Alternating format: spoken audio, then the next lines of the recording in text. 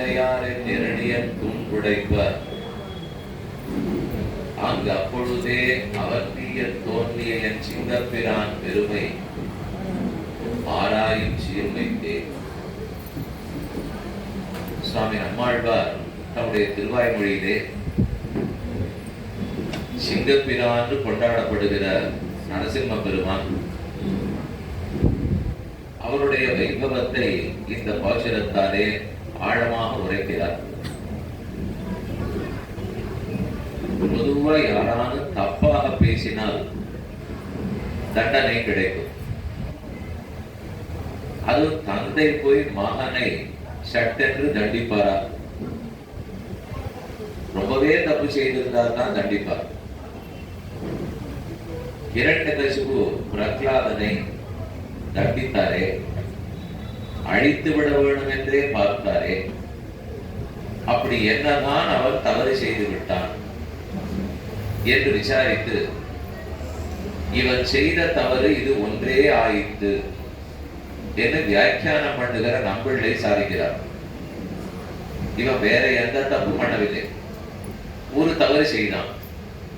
கண்ணன் எங்கு முடம்னு சொன்னான். நீங்க தான் அது தப்பான்னு யோசித்து பாருங்க.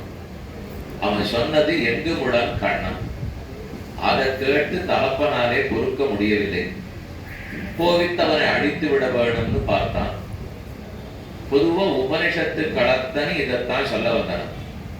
பகவான் எங்கும் நீக்கமர நிறைந்திருக்கிறார். ஏஷ சர்வபூதாந்தராத்மா அபகத பாப்மா திவ்யா தேவயேகா நாராயணா. இது உபனிஷத்துல வாக்கியம். அப்ப எங்கும் இருக்கிறார், எல்லாவற்றுக்குள்ளும் நீக்கமர இருக்கிறார் என்று வேதாந்த சொன்னதை ஒரு அசுர பிள்ளை திரும்ப சொன்னதுக்கு கொண்டாடி இருக்க வேண்டும், பட்டம் கொடுத்திருக்க வேண்டும், தோள்களில் தூக்கி கொண்டு எல்லாரும் காணும்படி அழைத்து போயிருக்க வேண்டும்.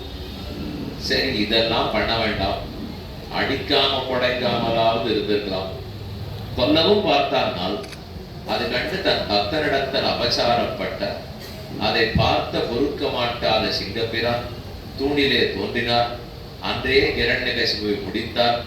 இன்னைக்கு ஹிரண்யகசிபு பெருமானிடத்தில் அபசாரப்பட்டான், அதற்காக அழித்தோங்கிறது இல்லாமல் நம் பக்தனிடத்தில் அபசாரப்பட்டான், அது கண்டு பொறுக்க மாட்டாமல் தான் அழித்தோம் என்று இதோ கண்முன்னால் ஆச்சரியமா சேவை சாதித்துக் கொண்டு நரசிம்ம பெருமான் எழுந்துள்ளி இருக்கிறார். மாலை பொழுதுனாலே அந்தியம் போதில் அரி உருவாகி அரியை அழித்தவனை பந்தன தீர பல்லாண்டு என்று பெரியாழ்வார் பாடினார். ஒரு சாயங்கால பொழுதிலே பிறந்த குழந்தை ஹிரண்யகசிபு அழிச்சு பார்க்க முடியுமா? ராமர் ராவணனை அழித்தார் 39 வயசுக்கு. பிறந்த போது இல்லை.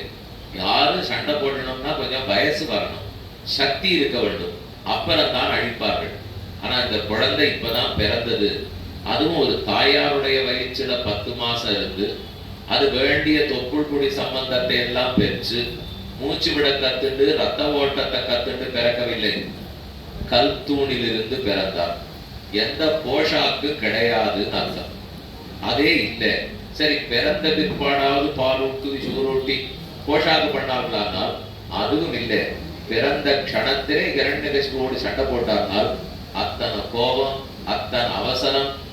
ஈஸ்வரன் அவதரித்து பண்ணின ஆணை தொழில்கள் எல்லாம் பாகவதாபச்சாரம் பொறாமையாலே என்ன நஞ்சியர் சாதிப்பார்னு காணப்படுகிறது.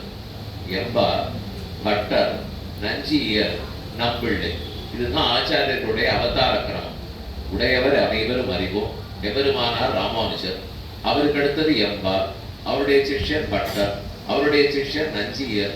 அந்த சுவாமி பகவான் எதற்கு அடிக்கடி அவதரிக்கிறார், தசாவதாரம் எதுக்கு நடந்தது கேட்டுக்கொண்டு பக்தர்களிடத்தில் யாரோ படும் அபச்சாரத்தை பொறுக்காமல் அதனால் தான் பெருமான் அவதரிக்கிறார்னு சாதிக்கிறார். எங்கு முடம் கண்ணன். அதுதான் இந்த பாசுரத்திலிருந்து தெரிஞ்சுக்க வேண்டிய விஷயம். எங்கும் அவர்தான் இருக்கிறார்னு தெரிந்து கொண்டு விட்டால் நம்ம மனத்திலையும் அவர் தான் இருக்கணும், வாக்கிலையும் அவர் தான் இருக்க வேண்டும், சரீரத்துக்குள்ளும் அவர் தான் இருக்க வேண்டும். அப்ப அவரை பத்தி நினைக்க நினைக்க மனோவாக்காயம் சுத்தமடைந்து கொண்டே போகும். அது இல்லாமல் வேற விஷயங்களிலே ஈடுபட இந்த மூன்றும் அழுத்துப்பட்டு கொண்டே போகும். அதுதான் அடிப்படை காரணம். அவரோ எங்கும் உள்ளார், ஆகவே நம்மிலும் உள்ளார். நம்ம மனம், மொழி, மெய் மூன்றிலும் உள்ளார். அந்த மூணுமே அவரிடத்தில் ஈடுபடாமல் வேற ஏதோ ஒன்றில் ஈடுபட்டு இருந்தால் முதல்ல செய் நன்றி கொன்றவர்கள் ஆகும். யாருக்கு ஒரு விஷயம் உடமையா இருக்கோ அவருக்கு அது பயன்படாது. யார் அப்பா அம்மாவோ பிள்ளையோ பண்ணோ அவருக்கு ஒன்றும் பண்ண மாட்டார்கள்.